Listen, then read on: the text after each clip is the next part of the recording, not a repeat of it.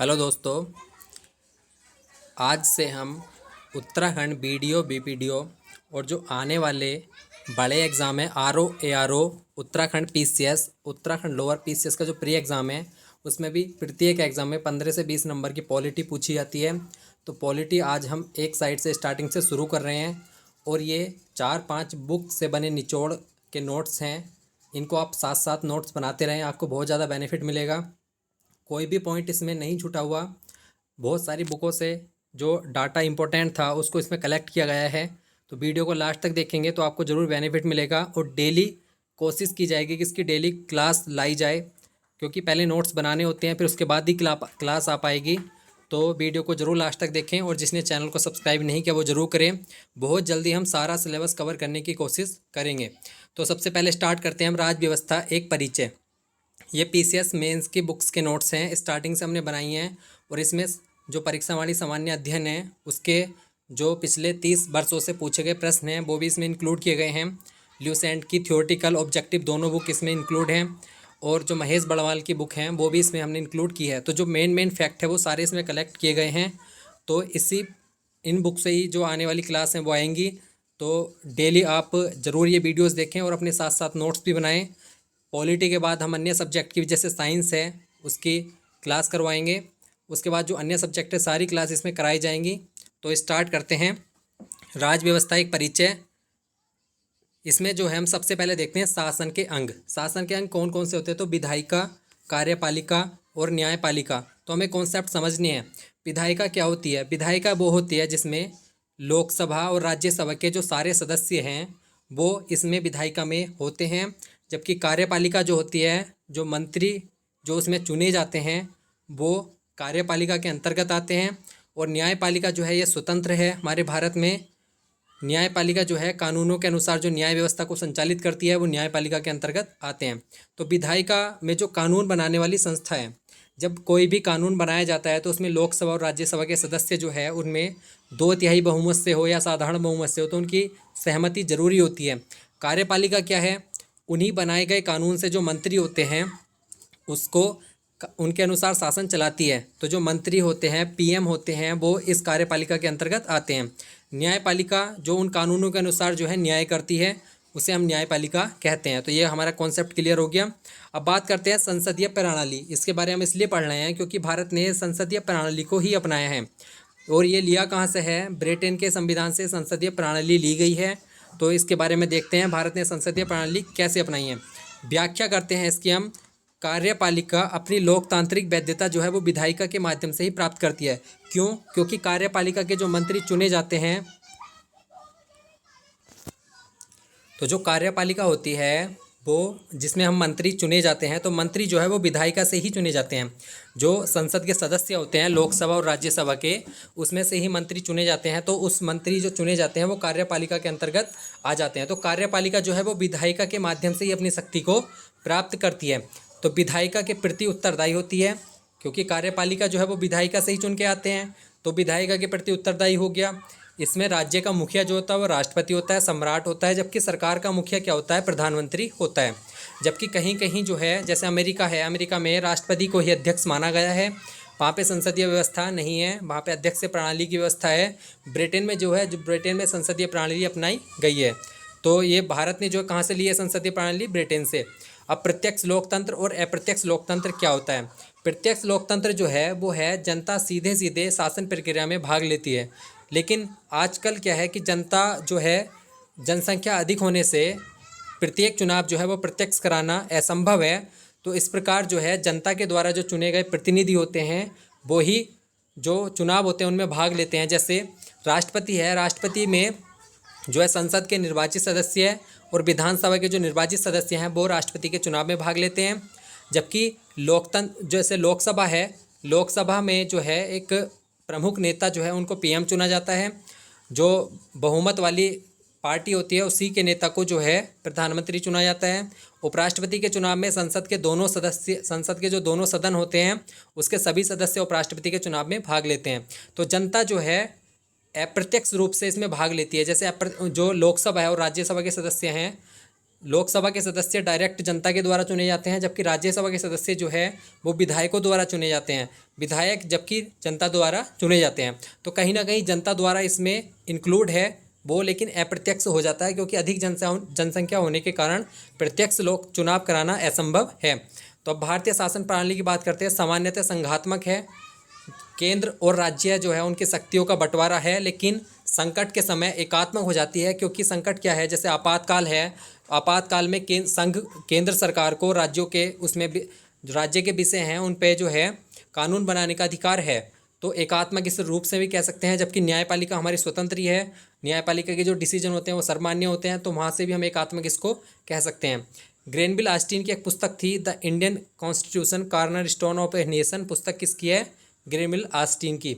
जयप्रकाश नारायण ने जो है वो दलविहीन लोकतंत्र का सुझाव दिया था कि कोई भी दल ना हो, इसलिए उन्होंने लोकतंत्र का सुझाव दिया था। आगे बात करते हैं भारत का संवैधानिक विकास कैसे हुआ। तो भारत का संवैधानिक विकास ऐसे हुआ, सर्वप्रथम अंग्रेजों ने जो है इसके लिए रेगुलेटिंग एक्ट लेके आए थे 1773 में। तो इसके अंतर्गत क्या था, ये सर्वप्रथम प्रयास किया गया था अंग्रेजों द्वारा कि शासन प्रणाली कैसे चलाई जाए। उसके लिए प्रथम प्रयास था, सुप्रीम कोर्ट की स्थापना की गई थी। इसके अंतर्गत कहाँ पे की गई थी? कोलकाता में सुप्रीम कोर्ट की स्थापना की गई थी। इसमें जो है 4 सदस्य थे। इसमें जो मुख्य न्यायाधीश थे वो थे सर एलिजा हेम्पे, इंपॉर्टेंट प्रश्न है। और चैम्बर लिमिस्टर हाइड जो है इसके अन्य सदस्य थे, वो 3 सदस्य थे, चैम्बर्स, लिमिस्टर और हाइड। जबकि मुख्य न्यायाधीश कौन थे? वो थे सर एलिजा हेम्पे। बंगाल का प्रथम गवर्नर जनरल कौन था? तो लॉर्ड बालेन हेस्टिंग्स था। वो इसी रेगुलेटिंग एक्ट 1773 के तहत बनाया गया था। बंगाल का प्रथम गवर्नर जनरल लॉर्ड बालेन हेस्टिंग्स। और जो मद्रास और बम्बई थे, मुंबई और मद्रास के जो गवर्नर थे वो इसके अधीन कर दिए थे। भारतीयों से उपहार और रिश्वत लेना प्रतिबंधित कर दिया गया था। 1765 ईस्वी को एल्गो इंडियन इतिहास का युग प्रवर्तन काल कहा। किसने कहा था? वो कहा था इल्बर्ट ने। तो ये भी इंपॉर्टेंट प्रश्न है। इसके बाद हम देखते हैं 1781 का एक्ट ऑफ सेटलमेंट के नाम से आया था। ये act of settlement 1773 regulating act की कमियों को दूर करना इसका उद्देश्य था। राजस्व अधिकारिता को समाप्त करना इसका उद्देश्य। गवर्नर जनरल काउंसिल को सुप्रीम कोर्ट से मुक्त कर दिया। मतलब सुप्रीम कोर्ट जो है कर्मचारियों के विरुद्ध जो है वो कार्यवाही नहीं कर सकती। तो गवर्नर जनरल काउंसिल को सुप्रीम कोर्ट से क्या कर दिया था? मुक्त कर दिया था। सुप्रीम कोर्ट कर्मचारियों के विरुद्ध कार्रवाई नहीं कर सकता था। ये किसके तहत था? Act of settlement 1781। उसके बाद पिट्स इंडिया एक्ट आया 1784 का। इसमें जो है दोहरा प्रशासन शुरू किया गया। Board of director, board of control. व्यापारिक मामलों की जो देखभाल करते थे वो थे बोर्ड ऑफ डायरेक्टर, और जो राजनीतिक मामलों के लिए था वो था बोर्ड ऑफ कंट्रोल। जबकि इसे 1858 के अधिनियम से समाप्त कर दिया। तो ये इंपॉर्टेंट है, दोहरा प्रशासन किसके तहत आया था? Pitt's India act 1784। और इसे समाप्त किससे किया? 1858 अधिनियम से इसको समाप्त कर दिया था। एक हमारा 1793 का चार्टर अधिनियम था। इसके तहत कर्मचारियों को जो भारतीय राजस्व से वेतन देना स्वीकार किया गया। 1793 के जो चार्टर एक्ट था उससे कर्मचारियों को भारतीय राजस्व से वेतन दिया जाएगा। अगला है हमारा चार्टर अधिनियम 1813। यहाँ से प्रश्न इंपॉर्टेंट है, कंपनी का अधिकार जो है वो भारतीयों के साथ समाप्त कर दिया था। तो ये इंपॉर्टेंट है, पूछा जाता है कि कंपनियों से, कंपनी का जो अधिकार है भारतीयों के व्यापार के, जो कंपनी व्यापार करती थी भारत के साथ, उसको समाप्त कर दिया। जबकि चीन के लिए 20 वर्षों के लिए इसको बढ़ा दिया था। मतलब चीन के साथ जो है व्यापार जारी रहा। चीन के साथ किसका? चाय का व्यापार जो है कंपनी कर सकती थी, लेकिन भारत के साथ इसको समाप्त कर दिया था। इसके तहत ईसाई मिशनरियों को भारत में धर्म प्रचार की अनुमति दी गई। किसके तहत? चार्टर अधिनियम 1813। जो ईसाई मिशनरी थे वो यहाँ पे धर्म परिवर्तन के लिए जो है ये धर्म प्रचार करने लगे, ईसाई धर्म के प्रचार करने लगे, जिससे धर्म परिवर्तन भी होने लगे। तो वो चार्टर अधिनियम 1813 के तहत था। अगला है हमारा चार्टर अधिनियम 1833। इसके तहत कंपनी के व्यापारिक अधिकार पूर्णतः समाप्त कर दिए। कंपनी अब व्यापार नहीं कर सकती थी, जबकि भारत के साथ 1813 में ही समाप्त कर दिया था। जो चीन के साथ 20 वर्षों का व्यापार था चाय का, वो भी इन्होंने समाप्त कर दिया। बंगाल का गवर्नर जनरल भारत का गवर्नर जनरल कहा जाने लगा। और इसके तहत बनने वाला जो प्रथम गवर्नर जनरल था वो था लॉर्ड विलियम बैटिंग। तो लॉर्ड विलियम बैटिंग जो था भारत का प्रथम गवर्नर जनरल था। दास प्रथा का उन्मूलन भी इसी एक्ट के तहत हुआ 1843 में। लॉर्ड मैकाले की अध्यक्षता में प्रथम विधि आयोग का गठन किया गया था 1834 में। किसकी अध्यक्षता में? लॉर्ड मैकाले की अध्यक्षता में प्रथम विधि आयोग का गठन किया गया। और चौथे विधि सदस्य के रूप में परिषद में शामिल किया गया। चौथे विधि सदस्य के रूप में इसको शामिल किया गया। संपूर्ण देश के लिए एक बजट तैयार किया जाएगा, तो ये भी 1833 का चार्टर एक्ट में बताया गया। धर्म, जन्म स्थान, रंग के आधार पर कंपनी में अयोग्य नहीं ठहराया जाएगा। तो कोई भी फैक्ट इसमें पूछा जा सकता है, जैसे धर्म, जन्म स्थान, रंग के आधार पर कंपनी में अयोग्य न ठहराया जाए, ये किस चार्टर अधिनियम में कहा गया है? तो वो कहा गया 1833 में। तो इस तरीके से प्रश्न बनते हैं। अगला है हमारा 1853 का चार्टर अधिनियम। इसकी इंपॉर्टेंट चीज़ें ये हैं कि महत्वपूर्ण पदों को प्रतियोगी परीक्षा के आधार पर भरा जाएगा। तो जो महत्वपूर्ण पद थे, जैसे अखिल भारतीय सेवाएं थी, उनको जो है प्रतियोगी परीक्षा के आधार पर भरा जाएगा। गवर्नर जनरल की विधायी और प्रशासनिक कार्य अलग अलग कर दिए गए। जो गवर्नर जनरल था उसके जो विधायी कार्य और प्रशासनिक कार्य थे उनको अलग अलग कर दिया गया। 6 नए पार्षद जोड़े गए जिन्हें विधान पार्षद कहा गया। अब कुल संख्या विधान पार्षद की 12 हो गई थी। संपूर्ण भारत के लिए एक पृथक विधान परिषद की स्थापना की गई, ये भी 1853 के चार्टर एक्ट के तहत। और विधि सदस्य को कार्यकारिणी का पूर्ण सदस्य बना दिया गया, तो ये भी इम्पोर्टेंट है। 1858 भारत शासन अधिनियम। इसके तहत क्या क्या था? तो भारत का शासन कंपनी से लेकर ब्रिटिश क्राउन के हाथ में चला गया। तो जो कंपनी शासन कर रही थी पहले तो उसके व्यापार समाप्त कर दिए। 1813 में भारत से व्यापार समाप्त कर दिया। 1833 में चीन के साथ भी व्यापार समाप्त कर दिया। तो कंपनी का सिर्फ नाममात्र शासन करना रह गया था। और कंपनी से जो शासन है वो भी अब ब्रिटिश क्राउन ने अपने हाथ में ले लिया। कौन से अधिनियम से? भारत शासन अधिनियम 1858 से। मुगल सम्राट का पद था वो भी समाप्त कर दिया। भारत में राज्य सचिव की नियुक्ति की गई। जो आगे भी आएगा मार्ले मिंटो सुधार अधिनियम था, तो उसमें जो मार्ले था वो भारतीय सचिव था। उसके बाद 1919 में मॉन्टेग्यू चेम्सफोर्ड अधिनियम आया था। उसमें मॉन्टेग्यू जो था वो सचिव था, तो वही राज्य सचिव है जो भारत के राज्य सचिव की नियुक्ति की गई। भारत का गवर्नर जनरल का नाम जो है वो बदलकर क्या कर दिया गया? वायसराय। तो जो लॉर्ड कैनिंग था प्रथम अंतिम गवर्नर जनरल था, ये अंतिम गवर्नर जनरल था, क्योंकि इसके बाद ये कुछ समय तक गवर्नर जनरल रहा। उसके बाद जो है लॉर्ड कैनिंग को प्रथम वायसराय के रूप में जाना जाता है। तो प्रथम वायसराय कौन था? तो वो था लॉर्ड कैनिंग। जबकि प्रथम गवर्नर जनरल कौन था? वो था लॉर्ड विलियम बेटिंग। तो ये इंपॉर्टेंट है। द्वैत शासन समाप्त कर दिया गया। इसका जो दोहरा प्रशासन था वो board of director, board of controller, वो मैंने पहले ही बता दिया, वो समाप्त कर दिया गया था।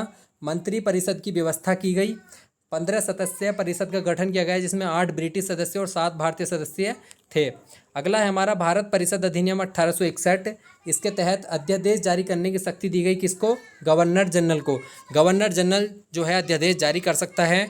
जैसे राष्ट्रपति को अब अध्यादेश जारी करने की शक्ति है, जब जो है लोकसभा और राज्यसभा जो है सत्र में नहीं होते, तो उस समय जो है राष्ट्रपति अध्यादेश जारी कर सकता है।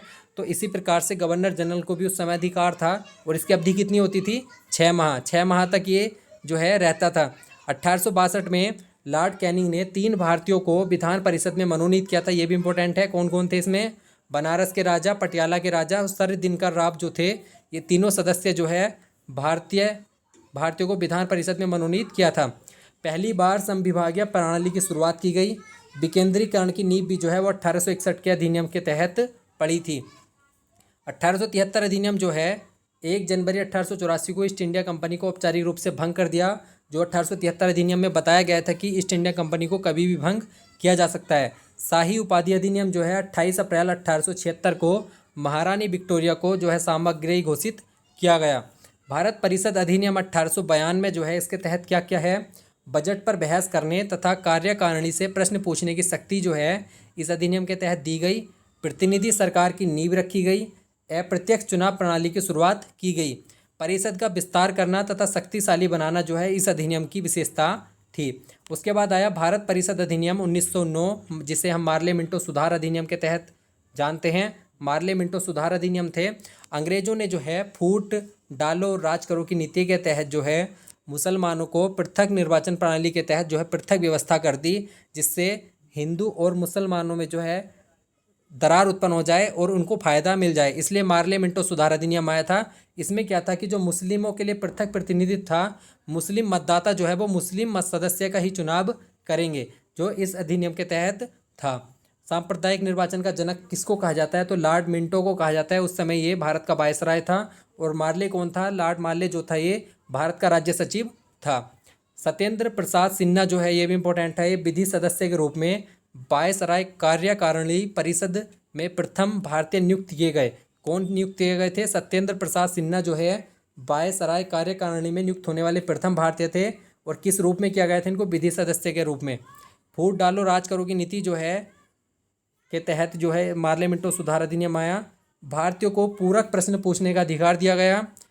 सर अरुणडेल समिति की सिफारिश पर जो है 1909 का पार्लियामेंटा सुधार अधिनियम जो है लागू किया गया था। किसकी समिति के पे? सर अरुणडेल समिति। ये भी नया प्रश्न है, इसको भी आप नोट कर लें। अगला है हमारा भारत शासन अधिनियम 1919, मॉन्टेग्यू चैम्सफोर्ड सुधार इसको कहा जाता है। मॉन्टेग्यू उस समय भारत का राज्य सचिव था, जबकि चैम्सफोर्ड जो था भारत का वायसराय था। इसमें केंद्र में द्विसदनात्मक विधायिका की शुरुआत हुई, एक में राज्य परिषद और दूसरी थी केंद्रीय विधानसभा। तो द्विसदनात्मक विधायिका की शुरुआत हुई, जबकि प्रांतों में द्वैत शासन शुरू हुआ 1919 अधिनियम से। 1935 में इसको समाप्त कर दिया गया। तो प्रांतों में द्वैत शासन कब शुरू हुआ था? 1919 में। 1935 में इसको समाप्त कर दिया। जबकि केंद्र में द्वैत शासन कब शुरू हुआ? 1935 में। 1935 में केंद्र में द्वैत शासन शुरू हुआ था।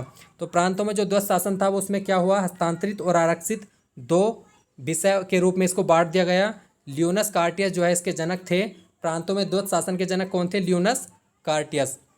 महालेखा परीक्षक की नियुक्ति कौन करेगा? भारत सचिव को अधिकार दिया गया इसका कि महालेखा परीक्षक की नियुक्ति भारत सचिव करेगा। लोक सेवा आयोग का गठन किया गया 1926 में।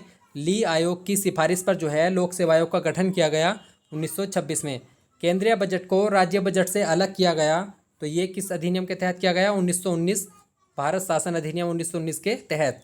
महिलाओं को वोट देने का अधिकार भी जो है भारत शासन 1919 अधिनियम में दिया गया।